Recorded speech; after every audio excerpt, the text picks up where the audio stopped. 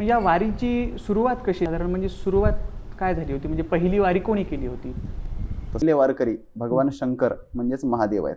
ओम नमो शिवा आदी कावडी घेतली खांदी. भगवान शंकराने पांडुरंगाच्या दर्शनासाठी आपलं कैलास सोडावं आणि पंढरपूरला पायी यावं म्हणून ते पहिले वारकरी आहेत. आणि त्याच्यानंतर मग या वारीचा विस्तार सगळेच संत महात्मे, साधू सज्जन, महापुरुष, भक्त हे पंढरपूरला वारीला येतच असतात. पण या वारीचा विस्तार 700 ते 800 वर्षापूर्वी ज्ञानोबारायांच्या काळापासून झाला. ज्ञानोबारायांनी माझे जीवीची आवडी पंढरपुराने येणं गुढी म्हणून ही पताका खांद्यावर घेतली आणि पंढरपूरच्या दिशेने प्रवास सुरू केला. लोकांना आकर्षित करण्यासाठी अवघाची संसार सुखाचा करीन, आनंदी भरीन तेनी लोक, सगळ्या जगाला आनंदाचं दान देण्याकरता जाईन गे मायेतया पंढरपुरा, भेटेन माहेरा आपुलिया.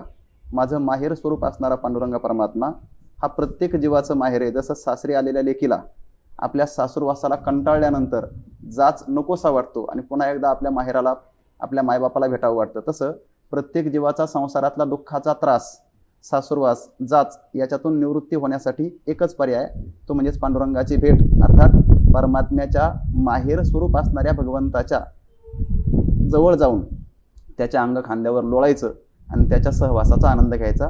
हे वारीचं स्वरूप आहे.